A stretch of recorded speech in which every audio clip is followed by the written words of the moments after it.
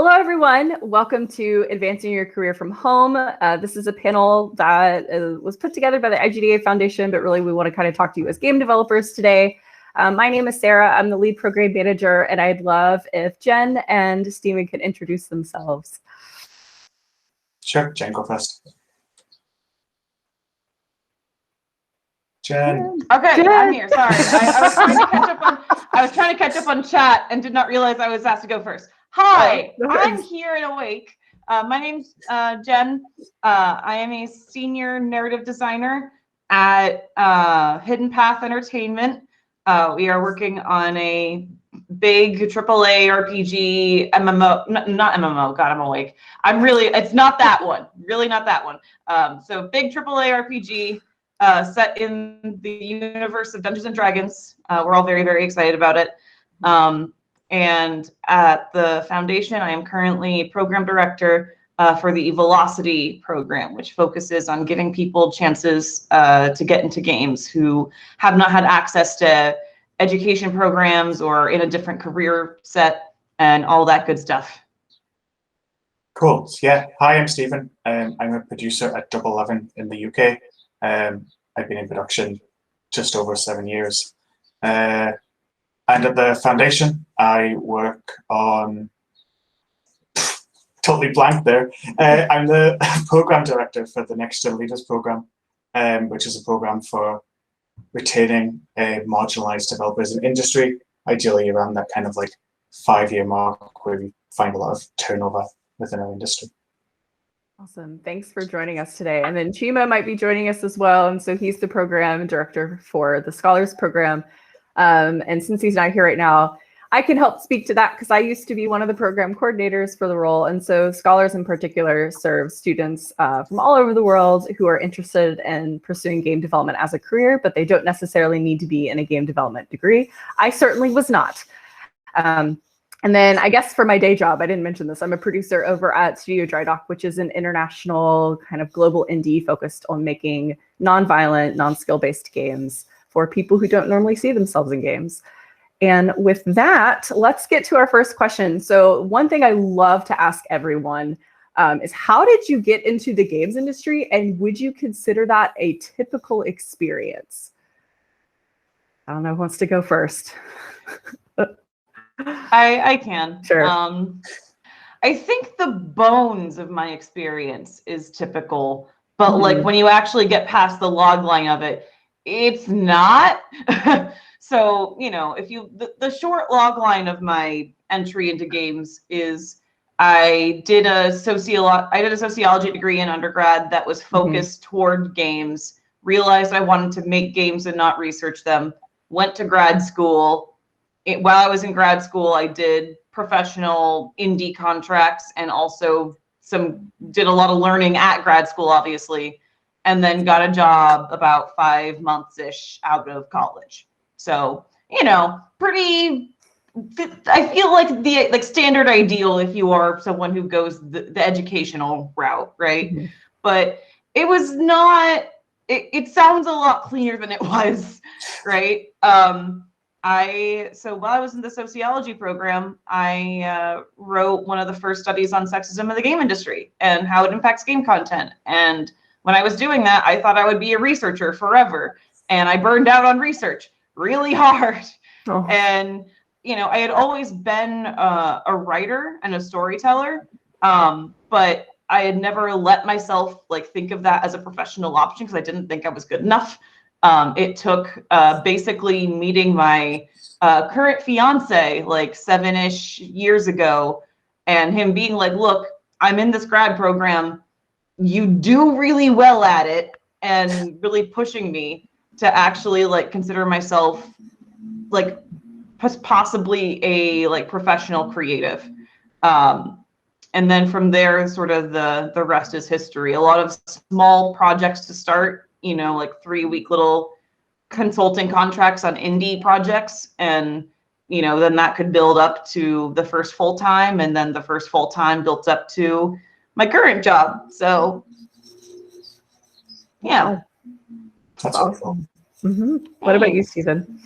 So, yeah, I kind of accidentally fell into doing a games degree when I went to college in the UK. I initially had plans. I was going to be a veterinary surgeon, and I was totally jazzed to do that. Wow. And after my first year in college, my grades were tragic, to say the least. Apart from computing, which I took as an extra, so I kind of pivoted towards that and was applying to do computing degrees, and then spotted the University of Aberdeen in Dundee, Scotland, and I was like, yeah, well, I might as well apply for a games degree. I like games, it might be fun. And yeah, I went for the interview there and kind of fell in love with the program and stuff like that. So, okay, I guess this is what I'm doing now. I did 4 years in that degree, a computer game programming degree. Came out of that, got a job pretty soon after university at a mobile studio. Worked there for just over 3 years, switching from programming to production while I was there. Jumped from that production role to a production role at a studio in the Netherlands, and then was there for just over 18 months, and then moved from there back to the UK for another producer role. Yeah, it's, I think, pretty standard kind of route into the industry in the UK. There's quite a lot of degree courses kind of floating around and college courses all around programming and games design and games art. The quality of those can be hit and miss depending on the program that you're part of, but generally they're all pretty good that I've seen. Wow, that's awesome. Yeah, I'm always curious about game programs and game school stuff because I went to Emerson, which is here in Boston, and at the time we had one game class. And so it's always interesting to see people who've either gone through game programs or who have gone into games after something completely different, and just how similar or different those experiences are. Do you both of you are both working at pretty awesome companies that are bringing in lots of amazing people. Do you see people coming in exclusively for game programs, or do you see people with other backgrounds who are also getting jobs? So for my company, I see quite a variety. At Double 11, we try not to lean too much on people having an explicit degree to kind of fit the role. We do have our student intake program, which we do every year, working with kind of local universities specifically. So obviously that kind of takes a lot of intake from degrees that are game specific. But we've also, especially within my department in production, we've definitely hired people of similar skill sets, but not explicitly in either software or even games as such. One of my colleagues, he did do a bit in software before joining Double 11, but before that he was an architect for 5 years. Wow. So we do kind of try where we can to bring in other kind of skills and such. That's awesome. Yeah. At my current studio, I feel like it's harder to speak to it because, the vast majority of the people who work at Hidden Path have been with it for a long time. I think the average tenure at that studio is 9 years. And most people, and there are several people who have been with them for 15, 16, from its beginning. So obviously the industry was very different when most people in my studio joined it. It's actually funny. They were doing my intake and hiring a couple months ago, and they're like, huh, you're the youngest person at Hidden Path. And I'm like, I'm 27. I'm not 27 in industry standards is not, so young. So, which means they all have a lot of knowledge because they've been doing what they've been doing for a very long time. And I, respect all of them a lot. In my experience working here, it's more been, their experience of the industry is so different from mine, where I, used to work Pixelberry Studios. We make, we used to make the, I shouldn't say we anymore. It's I've moved on to a different place, but we make this app called Choices, Stories You Play, and it's a visual novel library on your phone that people play for free on the App Store. And a lot of like a lot of the culture there was we had a lot of people in their young 20s, fresh out of college. It was their first game job. And so the college background was really common because there were just a lot more young people, and the younger generations just have access to more collegiate programs that just didn't exist, right? When a lot of the senior staff at this place were getting games going. We also had people coming in from other disciplines, and I think that really, no matter where you're coming from, with games in the game industry, you can find a way in. It's just about knowing how to use your skill set and applying it like smart. You know what I mean? Mm-hmm. That totally makes sense.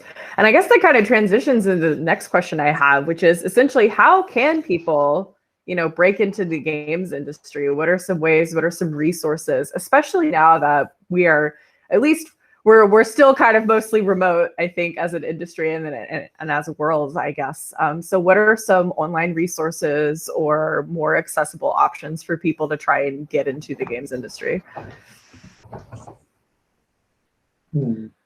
I can go first on this one. Sure. Yeah, sure. I've talked so much about this particular subject. Right. I think the first thing you need to do is you need to build a community and an online network. And networks of friendships. Obviously, that was a lot easier in some ways when we had in-person, conferences. But this online version is also really nice because it lets someone from England network with me without having to spend thousands of dollars on plane tickets and hotels. And so, I think I have really, really enjoyed the writing special interest group inside the IGDA. This is not meant to be an IGDA like normal plug. I've found a lot of value out of it. They do like the email list for that particular group of game writers has regular interesting questions, and they do sort of like monthly like critiques in like a circle. Which is really good for when you're starting out and honing your craft, because you're critiquing somebody else's work and also getting feedback on your own and, creating connections that way.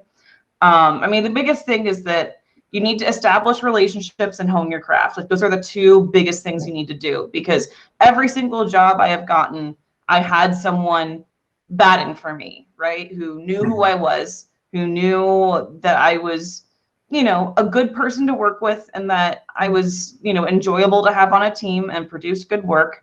And so they would help me get in the door. And then once they set me up to bat, I had to hit it out of the park. And you can only do that part if you also hone your craft.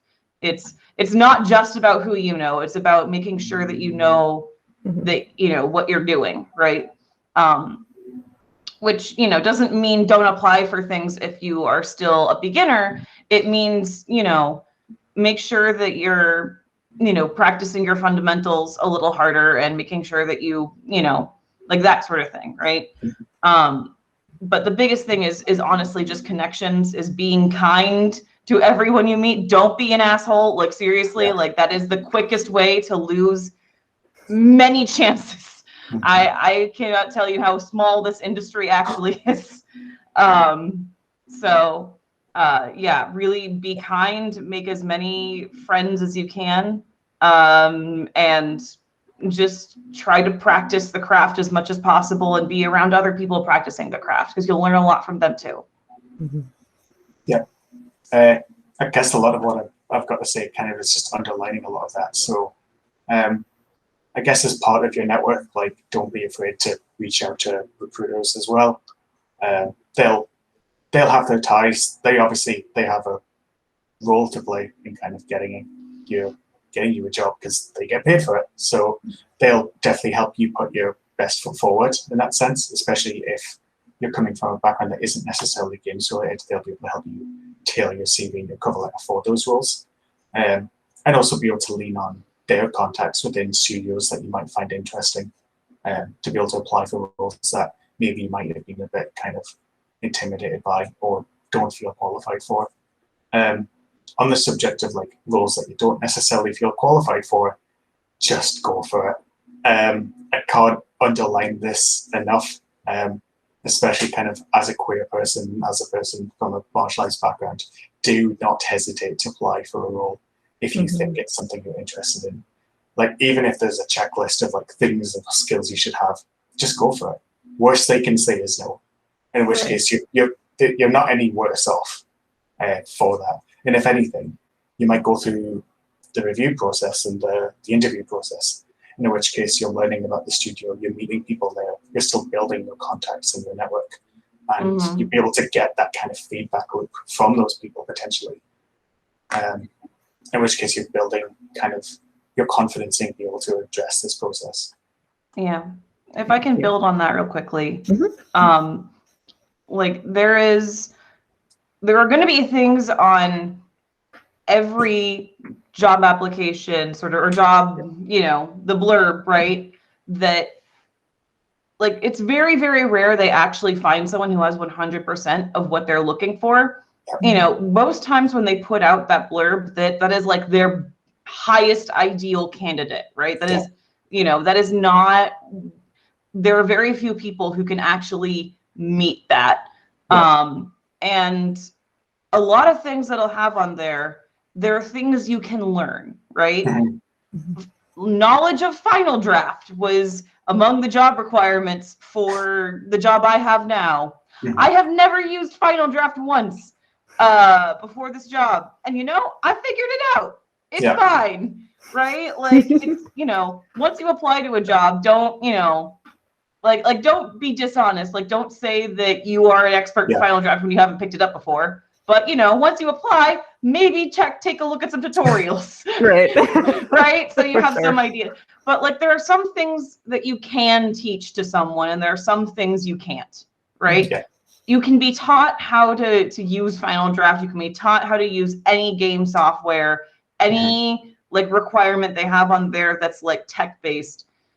In my experience, like, you can't teach someone how to be a good faith collaborator. You can't teach someone how to approach every situation from a like empathetic place and to be a, just to be a good collaborator, right? Like, and like, that is the more important skill, right? So, know your craft, right? So, look up if you're, because it's my discipline. So like, if you're a game writer, like, look up how game writing works and understand it and practice it on a regular basis, right? But what they're going to be interested in is your, like, for example, with game writing, like, your overall knowledge of story structure. They're going to be interested in if you understand the mechanics of, a good, scene beat to beat, and also a good idea of how story structure works on a macro scale while you're also planning side quests and also planning like other stuff around it. Like, those are the things they're going to be looking for, not do you know XYZ software. Right. That makes sense. I know that I definitely did not have 100% of everything that Studio Dry Dock was looking for, but here we are. I made it somehow, and a lot of people I know have done that too. They've applied anyway, or they've changed the job to fit the person. I think that happens occasionally as well. So, I guess a final thing to build on this as well, especially to those of you out there that are marginalized people, don't undersell yourself, especially in your CV, and especially if you've been in a position of like any kind of leadership or project management position. Like, you have led that project to some sort of success, no doubt. So please do not undersell the work that you've done in that. Or like, when it comes to salary asks, like, if they come back to you with a number you do not like sorry, this is my previous job, one of my peers, who was a marginalized person, accepted like $20 an hour for a job, and that's not enough to no. And I'm like, why didn't you ask for, because I argued for more when I was hired and I got more, because that's not, I'm worth more than that. And she was just, they were just like, I don't know, Like, you know, the way they phrased the email, it seemed like they weren't like giving room for negotiation. It's like they never do, right? Like, you have to understand that like the people who offer you jobs are probably HR, and HR has a responsibility to their company to look out for their company, right? Which doesn't mean that they are necessarily bad or antagonistic, but it means that when they are hiring someone on, it's usually in their best interest to, you know, offer, you know, a lower rate so they have a bigger budget to work with for the year, right? But you have to be the champion for you, right? Like nobody else in this industry is going to be a champion for you as much as you can be for you, right? And so it's really important to like understand what you need, right? And like, look, I've taken underpaying jobs to fill out the resume before. I get it. When you're first starting out, it is going to be finding the right balance of, you know, this is going to be a stepping stone that's going to let me get the next better job, you know, and because of that, maybe this time I'm going to take something a little smaller right now because I've done that. And like, I think that's a realistic thing a lot of people do at the beginning of their career. But like, once you get to that point where you're talking to like a studio for full-time work with benefits and stuff, like the most power you will ever have in that salary conversation is before they hire you, is that period where they are giving you an offer. That is where you have the absolute most power because they want you and you get to decide what they have to pay to get you, right? So really, it's really important, especially if you get you know, if you get down to the offer section, just do not just take what they first offer you, ask for more. And the like, worst case scenario, they'll say, we can't, the highest we can give you is blank money. And then you can decide if that's enough for you, but you know, you tried, right? Like it's just, it's important to, you know, that's the worst thing that's going to happen. It's not like you're going to ask for money and they're going to be like, oh, that she wanted more money. How dare, we're not going to hire her now. Like, that's not how this works. You know, hiring is really long and hellish. I was told that there were 106 people that applied for the job I ended up with at Hidden Path, right? That's a lot. So if they've gone through that many people and they've offered to one person, it means they want that person. Right. Yeah. So, and also, if they're going to pull an offer based on you asking for more money, you probably don't want to work there long term. Yeah, you absolutely do not want to work there. Yeah, that's you dodged a bullet. Yeah, you did. Yeah. And I do want to share a resource with everyone. I'm working off of 2 separate computers that are not connected right now, but there's a wonderful article that I love to share with people. It's called Minute Zero and the Gender Pay Gap. It's really just helpful for everyone, but it's an article that walks you through how to negotiate a salary and steps you can take and what happens if you accidentally already gave it a number or you haven't given it a number yet and they're asking you for one. It kind of gives you a little bit of a script or some things to think about. And it certainly helped me. And I'll see if I can link it on here while one of y'all are talking on another question. But I found it super, super helpful just because I suck at salary negotiation. It's a skill I'm actively working on. So wanted to share that. But I do actually want to take a moment too to talk about people who are already in the industry, specifically our folks who are kind of in their mid-career and how they can grow into leadership roles, especially since maybe we're not in the office. I'd love to hear from both of you on some strategies, you know, we can use to grow into those leadership roles. Yeah, I can start with this one. Sure. So when I started at Double 11, that was essentially my first kind of management level role. It's the first time I'd ever, like, as a producer, had like people under me kind of working within like a production team. So learning for myself as a manager was pretty ad hoc, pretty new to me. And to be honest, I didn't have any very good kind of references initially in being able to kind of go, okay, this is how I kind of want to portray being a manager. So for me, and especially with kind of doing a lot of this during COVID, growing my kind of team from initially like 2 associate producers up to what is now a team of 7, it's been about just kind of identifying with people, finding out what their goals are, whether they're personal or what their kind of career goals have been, and then trying to kind of mentor and trying to pull out those skills in them. Stepping kind of more into that leadership role is, for me, has been about finding and identifying opportunities, regardless of whether they're explicit, coming kind of from your line manager or those above you, or the project specifically, and kind of just running with them without kind of any input. A lot of what I think people with a lot of experience view from leadership and management roles is being able to work independently.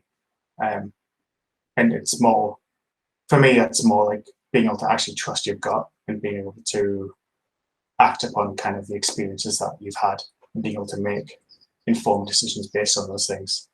A lot of the time in production, you're making decisions that aren't fully informed in any way because there's always something going on. But being able to kind of get to a point where you go, okay, I'm not afraid to necessarily mess this up, but I need to make a firm decision here. That's one of the aspects I think differentiates being kind of a person who works in a team and a person who's kind of leading that team. Yeah. I think my experience was a lot of small steps up. I think if you are starting in a junior place, trying to look up to mid, the best thing you can do is find small tasks that need doing that nobody is actually doing and make time to do them, right? Like it can be really small stuff. But when you go up to your lead and say, hey, this thing that needed to get done is now done, that they didn't have to assign to you, like, trust me, your lead will be very happy. Yeah. You know, obviously, like within reason, like, you know, the stuff I ended up doing, you know, was, you know, very, like, it started small, right? Because you don't want to do this on like a really big major task where they would prefer to have lead. You don't want to make them feel like you're trying to take that under them, right? But small tasks are a good start. And just being a really good collaborator for your lead means your lead's going to advocate for you when new positions of power open up in the company, right? Mm-hmm. So, you know, on my second project at Pixelberry, we were trying to come up with a narrative branching system for dealing with a sort of customize your own crew in a heist book situation. And I sort of took the lead on that. Like it was on the task list, but it wasn't like officially assigned to me. And I had done a lot of narrative branching work on my thesis game in grad school. So I basically adapted one of the methods for that. And within a couple of days came back to my lead and was like, hey, how's this? And, you know, my lead was really into it. And, you know, the rest of the company and the studio was really into it. And, you know, it earned me some points. And, you know, just being a really strong collaborator and doing your base job really good is a good way to also, because if you can earn a lot of goodwill and be like, yeah, man, you know, Dave, he's the best. He always gets his work done on time. He's never had deadline issues and he's always such a great collaborator and he takes feedback really, really well and never makes the same mistake twice. Like, you know, that kind of stuff is, you know, so useful. And then from mid to, you know, and so that's how I ended up getting to be in charge of a project for the first time. And also because of a lot of things out of my control. Like we started production, you know, 9 months or so before the pandemic hit, right? So the pandemic was out of our control and we had to learn how to adapt together, right? But, you know, I think it's important to know that your first time doing anything is not going to be perfect. And that includes leadership positions and that includes moving on to the next role. And the person you're with expect you to be perfect.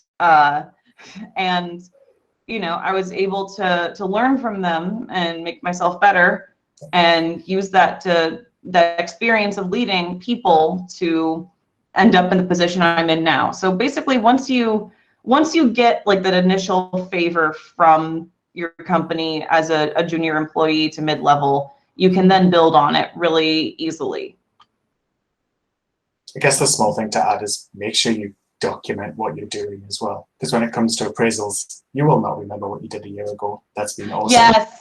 And your manager will definitely not remember that. So like I was let go from Pixelberry in February this year because of downsizing. And I'd worked for them for 3.5 years. And I did not do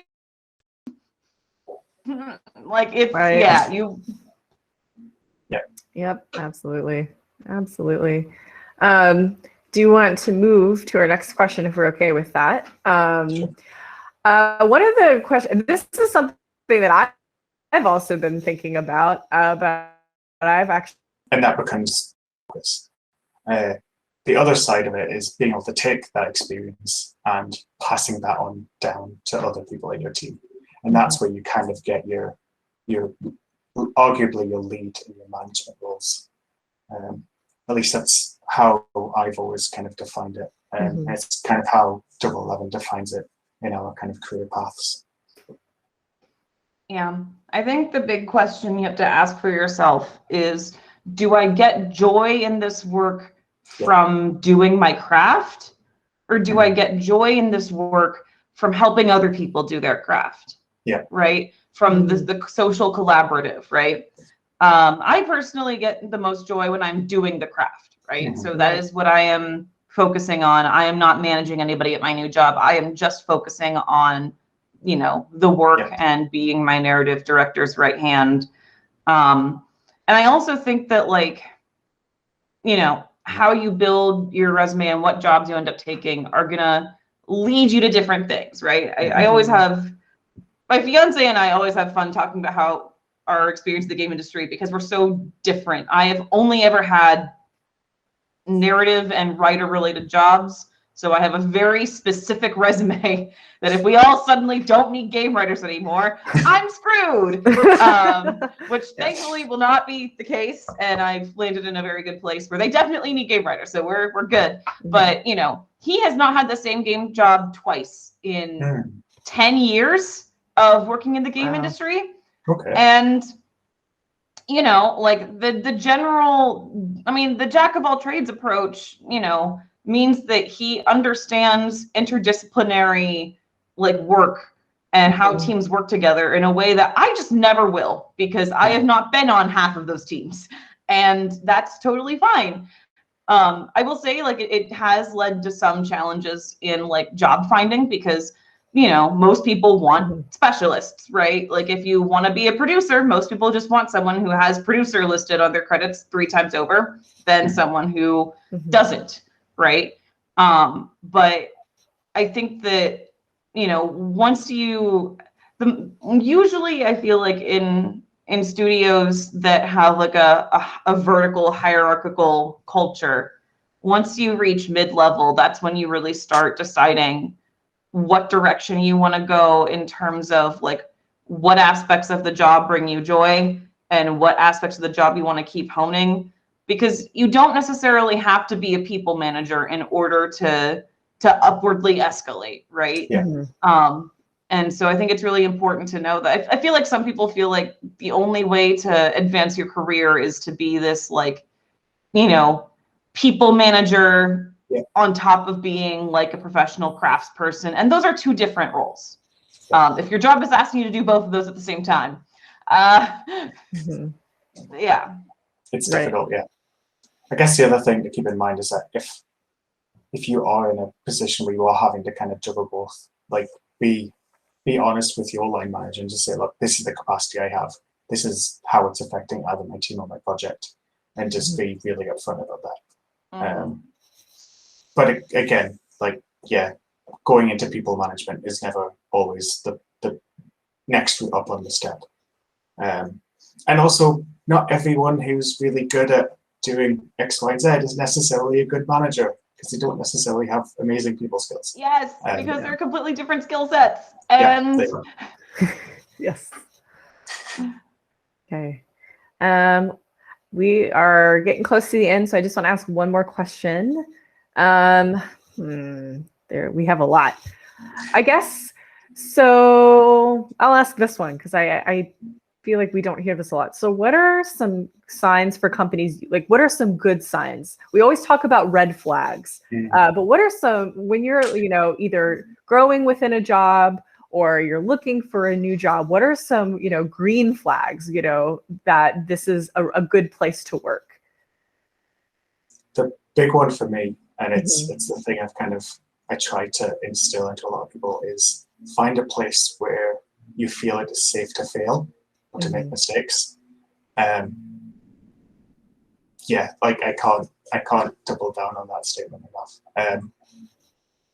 I've been at places where I've felt unsafe to make mistakes within my role, and that caused a lot of issues.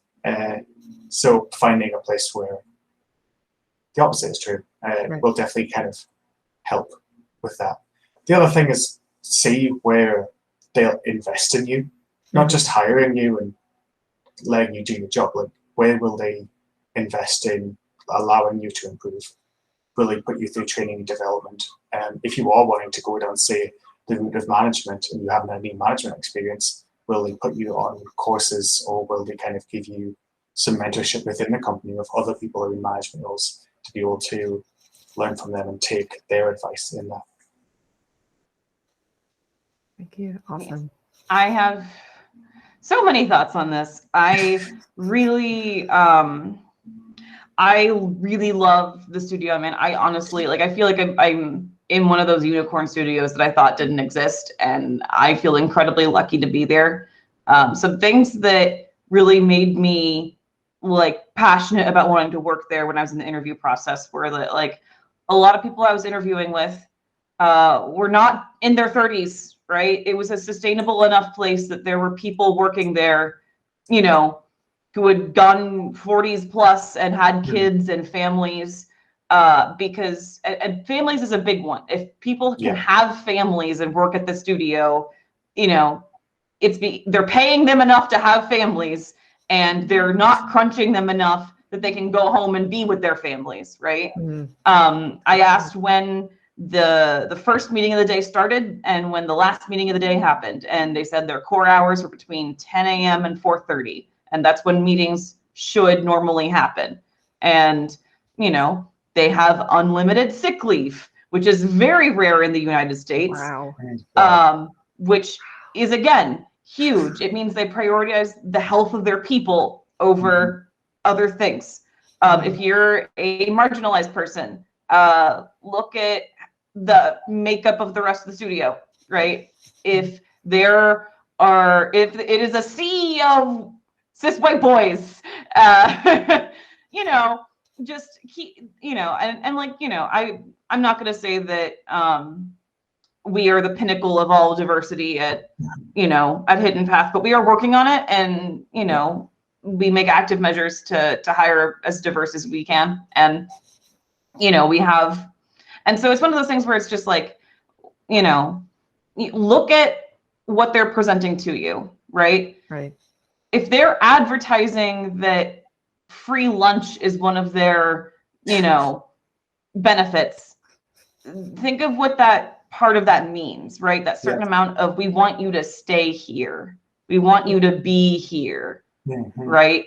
Which I've worked at what I think is a pretty decent studio that provided free food, and that that cared about crunch and cared about overwork, and it's not necessarily if you see this benefit, run, but, and also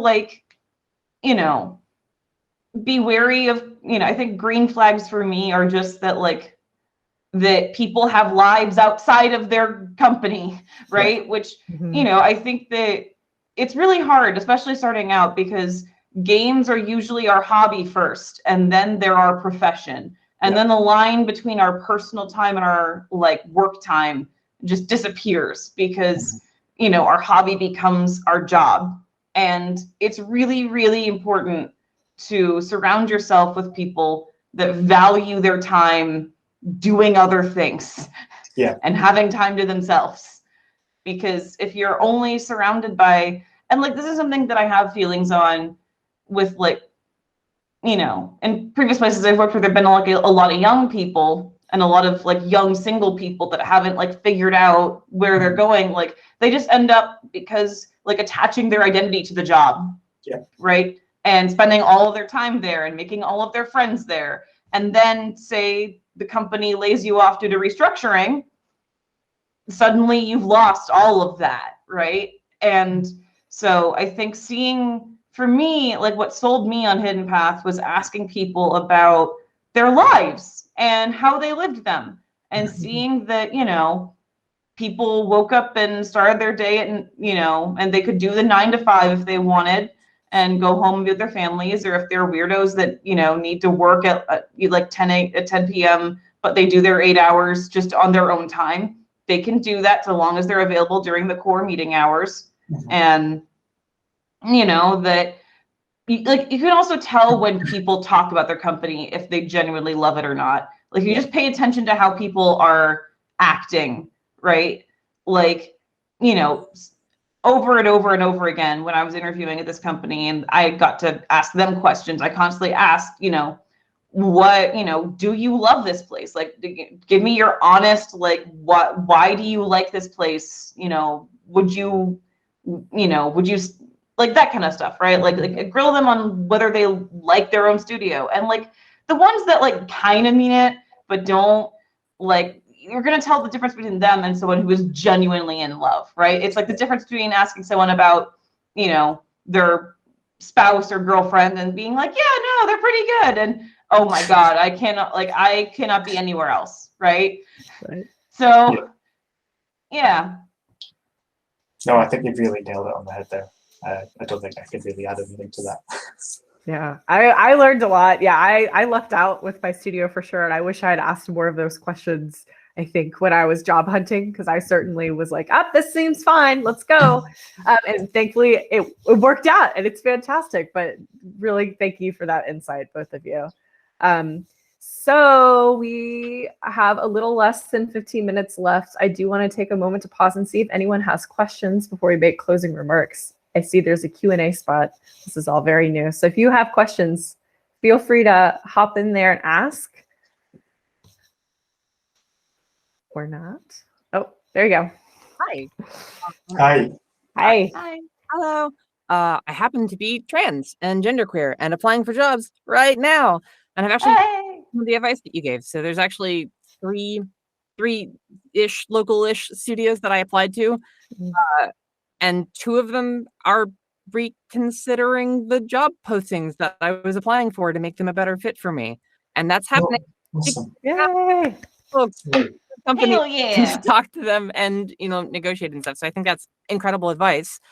I would ask, do you have any specific tips for, you know, you mentioned that, you know, job postings are often very hopeful in what they can get out of their candidates. And you mentioned that, yeah, like, you know, a lot of the times people feel intimidated and they won't apply because they don't meet all those requirements. That's especially true for marginalized people, right? What are some like really practical strategies for just like psyching yourself up to be like, yes, this is a thing that I can do. I deserve to apply for this job. It's not a waste of other people's time to consider me. Like, how do you do that? I think, I guess kind of touching back upon the kind of like note down your successes, keep that stuff ready somewhere. Like, I'm being honest, I'm preaching this advice and I do not have this. So I know that it's something I need to do. But absolutely, like, if it's something that you're interested in, and no matter what the role is, like, there must be something about that role that must get you psyched up. So try and empathize and identify what you really enjoy about that role, what you can bring to that role. Another thing to remember, like, as marginalized people, we bring a lot of different perspective to a role that not everyone's going to have. You've had experiences outside of just your career that will reflect in your work and how you approach problems and how you solve problems. And that in itself is a massive sell, and it's something you should definitely champion when you're going into interviews. So my addition to that is you got 2 companies fighting over you. Yeah. Also, You are that's in incredible. the best possible position. right? So first off, if you're in that position, clearly you're doing something right because you got two companies fighting over you. Well, Right? they haven't decided to hire me yet, right? We're at the negotiating stages of like, hey, can you even do a full day of interviews for me because you don't know what role you want me to do? So I have gotten some full day interviews, and some of them were like they didn't go super well, largely because I was like, hey, I can do all the things. Here's evidence that I can do all the things. I have all these diverse interests. And for some of them, they were like, we really just want you to program stuff. And you seem like you'd be sad if you didn't program things or if you only ever program things. But yes, I would say I feel empowered now. I did not feel empowered when I was applying to these studios in the first place. Okay, so is the And advice the only way it worked was by having folks who knew me and that could connect to me on like an emotional and personal level, who were like, you're gonna rock this. We're gonna set you up for success. Like, we're gonna make this happen. Gotcha. So to clarify, is the question then about how to do that for yourself at the beginning stage? Is it about this moment when you're fighting? Is it about previously when you needed to psych yourself up and you needed the help of other people? It was specifically, so like finding communities and finding people at a studio who will personally advocate for you is great.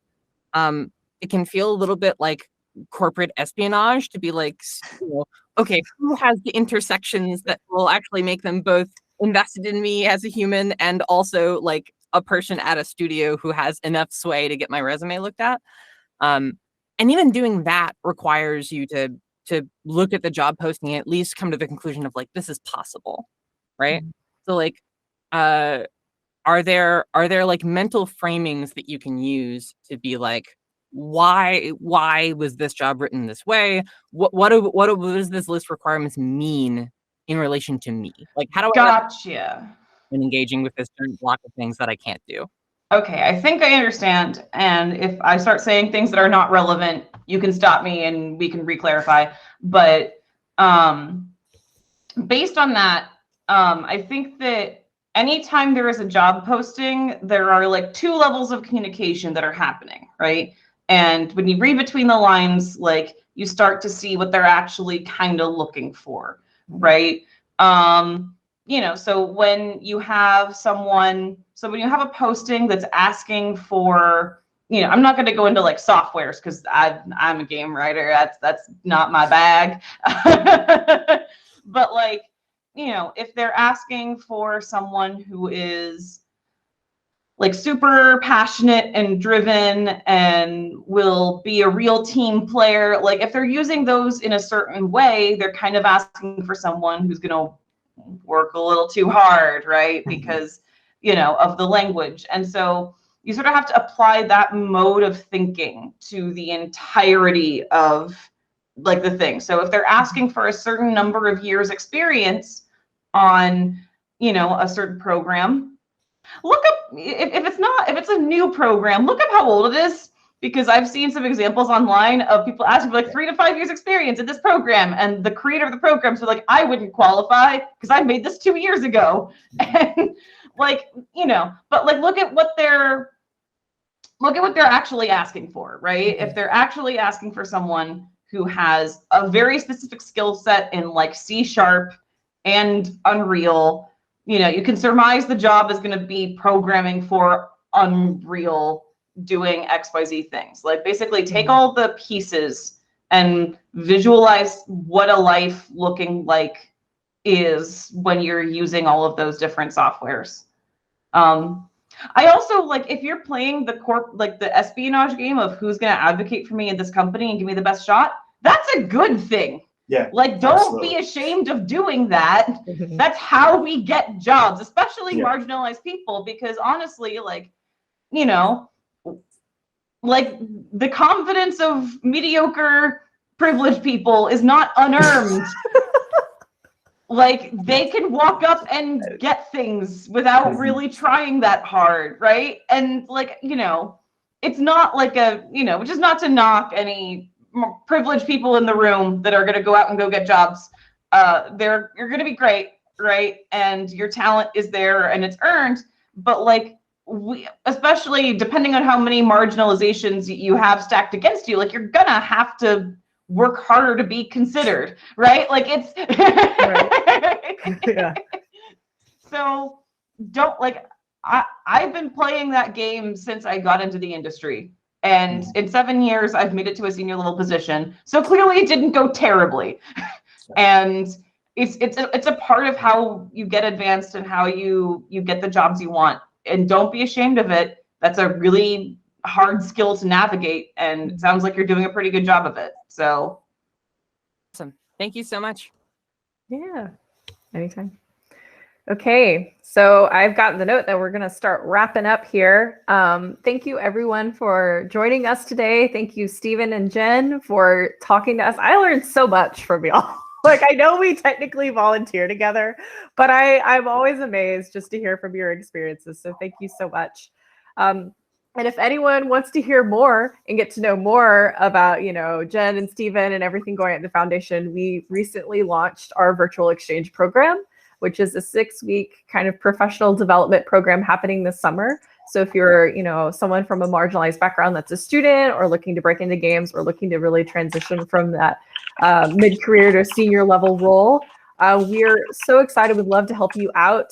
If you just go to the IGDA-Foundation.org website, you can see more information there and apply, and we'd love to see your name. I don't know if y'all want to say anything else, but thanks for joining us today. Yeah, absolutely. Yeah. Just to underline that, like the IGDA programs are incredible. I did the Next Gen Leaders program a few years ago, and it absolutely kind of changed the direction of how I approached my career and how I approached my self-worth as a person in this industry. So I can't kind of underline how impactful these programs are, and to then be able to give back to them has been absolutely incredible. And to underline all of this, don't hesitate to reach out to myself on Twitter or something like that. I'm more than happy to give advice to anyone who may need it, if they need some advice on looking for jobs and roles. Yeah, all of that. I was in the inaugural year for the Velocity Scholarship, and the people I met there, I went on to make a game with, and that game went on to get me my first prestigious game job on an indie project, and that game got me, the job at my first studio, which got me the job at this one. So it all connects. And yeah, I think the big thing is that this is a really hard industry to break into. It's, if you're struggling, it's not always about you. My fiance applied to 218 jobs before he got the one he has now. And that was after already being in the industry for like 7 to 8 years. It's going to be a slog sometimes, and that's okay. It's not a reflection of you as a person. It's just the industry and the beast that it is. So, by being here and making connections and doing this online conference, like you're already doing the right things, just be kind to yourself, and focus on what makes you happy, which is the work. Yeah. Well, thank you so much. And with that, we will end this session. And yeah, I guess we just walk off the stage now. Yeah, I guess we could hang out outside the yeah, we can hang out. Yeah, and answer. Yeah, we'll hang out for a little bit outside the conference room.